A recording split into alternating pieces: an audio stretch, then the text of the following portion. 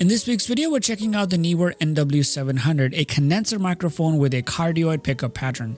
Let's get into it. So a couple weeks ago, I checked out the Neewer NW-800 and I actually bought both of these mics together. But this week, we're checking out the 700. There are a lot of similarities between these microphones, but I won't get into the comparison because this is not a comparison video. So let's do a polar pattern test. Now, I'm speaking directly at the capsule right now. I'm just going to rotate the mic 90 degrees and this is what it sounds like. And I'm going to rotate the mic 180 degrees or as much as I can. So I have to move a little bit because I don't have much clearance because of this boom arm. But this is what it sounds like when I'm speaking behind the capsule. And we are back at 90 degrees and back at, speaking at the capsule. Now let's do a plosive test. Plosive test. It's super bad. Alrighty. Peter Piper picked a peck of pickled pepper. Peter Piper picked a peck of pickled pepper. Okay, so you do need some sort of a pop filter. And it kind of makes sense because most of the condenser microphones tend to be more sensitive. And or by nature, condenser microphones are more sensitive. And so there is less of a protection around it. So we're going to be using windscreen.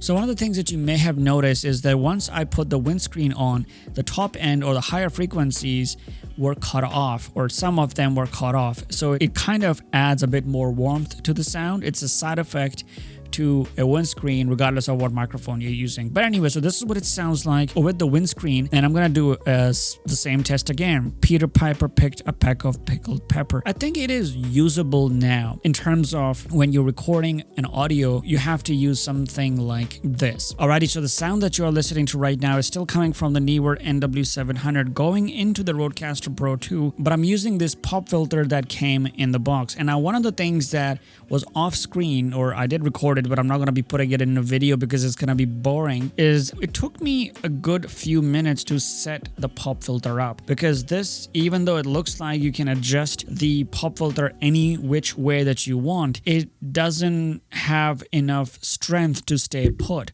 It doesn't have enough strength to stay put.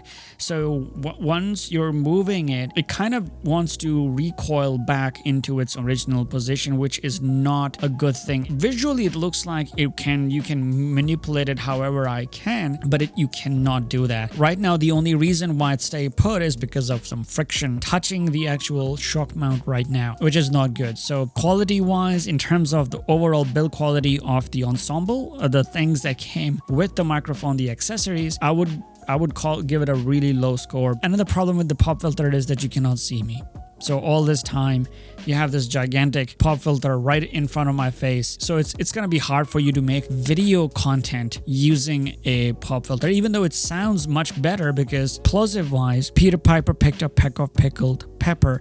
It is much, much better, but I'm going to take it off now. So in terms of the quality, I feel like the build quality is okay for the microphone, not the accessories. The accessories are really, really bad. The boom arm is like, it has these springs exposed, so it's easy to break. It creaks from the get-go, so the minute I took it out, it was creaking. I don't think anything heavier than this microphone can be carried on this boom arm because it's way too weak. But I don't know how long will it last before you have to invest in these accessories separately. Let's talk about pros and cons. So in terms of the pro, I would say price. It is well priced. It is a budget-friendly microphone and the whole kit as well. You get a whole list of accessories with the microphone to get you started with what you want to do. It is not a USB microphone, so you still need to connect it to an audio interface or a mixer. But because this is not a pure condenser microphone, you can use the microphone with an audio recorder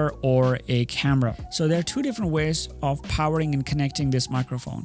One is using an audio interface or a mixer like I'm doing right now with the Rodecaster Pro 2. And the second is using it with a small handheld audio recorder or a camera. Now the difference is huge in terms of the audio quality. The audio that you will get from a mixer or a recorder will be much, much better with less noise as compared to a camera camera or a handheld tiny recorder. And basically the reason is power or voltage. Condenser microphones by nature require voltage to power them. They are not passive microphones like dynamic microphones. Power that you can get from the audio interfaces is called phantom power. It is usually 12, 24, or 48 volts, and that power is then used by the microphone to function properly. In terms of the plug-in power that cameras usually provide, it is designed to be used by lavalier microphones or small microphones like the Rode Video Micro, and they're not really designed for larger microphones that are power hungry. Now, this microphone is kind of power hungry. I don't have the specs or the number here, but if I do connect this microphone to the camera, it requires more power, which means that it does not sound as good with the camera. With the power that the microphone gets from the camera is called plug-in power, which is around 3 to 4 volts. So we're talking about 48 volts coming from the audio interface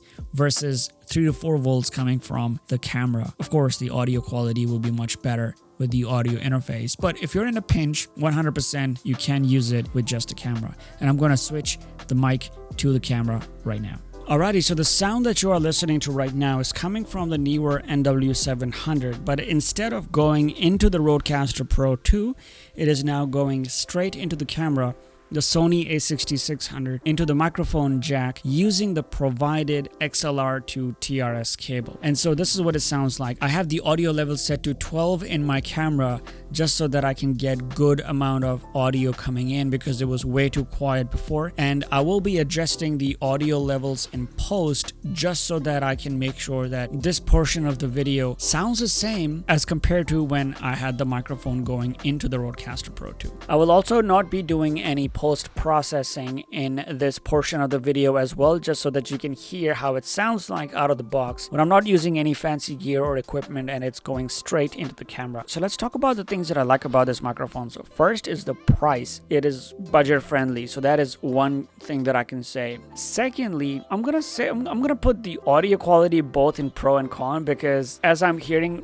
myself right now in my headphones, I'm not a huge fan of the audio quality, but I think I can probably edit the audio in post, and I can maybe EQ it a little bit, add some compressor, add some audio processing to make it sound a little bit better than it is. And that brings me into the things that I don't like about it, which also includes audio quality. Even though I said that, audio quality is a pro, things that I do like about it, it is kind of like not good, and not good in a way that even though I can try to make it sound better in post, and the only reason is because I've been recording audio and video content for over a year now, and through trial and errors and making hundreds of or maybe even thousands of mistakes, I've learned how to tweak audio. But I think for beginners, people who just want to go grab a microphone and get started, I don't think this microphone is a microphone that I can recommend for beginners, because out of the box it does not sound good. And this is what it sounds like out of the box, and you can hear that it's just not sound good, and it's super hard for me to just keep the sound as is without changing it in, or maybe make it a bit cleaner. And that is what my entire essence is for the NW-800 and the NW-700. Even though you can tweak the audio in post, it's just not good for beginners. Maybe it's for intermediate. You know your way around audio a little bit. You know how to tweak audio in Final Cut Pro and Logic or whatever. Then it's okay. But if you don't know how to tweak audio in post, this could just put a wrench in your entire production because it just does not sound good. So I think I've spent more time talking about how bad it sounds than how good it sounds, and probably I will just keep the audio quality in the negative side of things. Also, I would say that I'm not happy with the accessories, and I don't know why Neewer is putting more stuff in accessories rather than invest that money into better audio quality. So anyways, these are my thoughts for the microphone. I will not be recommending this to anyone, and I should have said this for the NW-800 as well. For both of these microphones, I don't think that I will be recommending these, just because what I just mentioned earlier, that it's not a beginner friendly microphone. So anyways, that's been it. Thanks for watching this video. Let me know in the comments below if you have any questions or comments regarding this microphone or any other topic that you want to suggest. And yeah, see you in the next video. And click here to watch the Neewer NW-800 video. Cheers.